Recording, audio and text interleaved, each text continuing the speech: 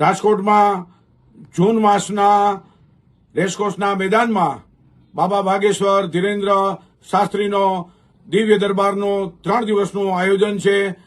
કથાના આયોજનનો કદી પણ વિરોધ નથી. બાબા દિવ્ય દરબારના નામે લોકોને અંધશ્રદ્ધા તરફ ધકેલે છે, વહેમ, અંધશ્રદ્ધા, ચમત્કાર તરફ દોરી જાય છે. તેથી તેનો સદૈવ વિરોધ છે.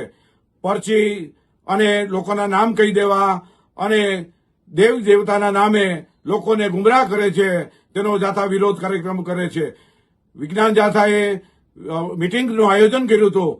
તેમાં બાબા વિરુદ્ધ સૂત્રોચ્ચાર કરી વાપસ જાઓ, बाबा की कोई जरूरत नहीं है, बंधारण का अपमान करता है वगैरह सूत्रोच्चार કરી વિરોધ પ્રદર્શિત કરવાના છે.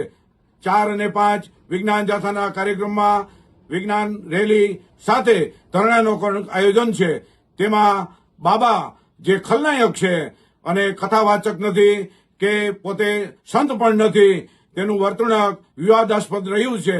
આ બાબાનો જે લોકોને ગુમરાહ કરે છે દેશમાં અને અભિવ્યક્તિ કરે છે અને માનસિકતા બતાવે છે, તે લોકો સમક્ષ મૂકવાના છે. વિજ્ઞાન જાથાએ સૂત્રોચ્ચારનો કાર્યક્રમ રાખી વિરોધ પ્રદર્શિત કર્યો છે.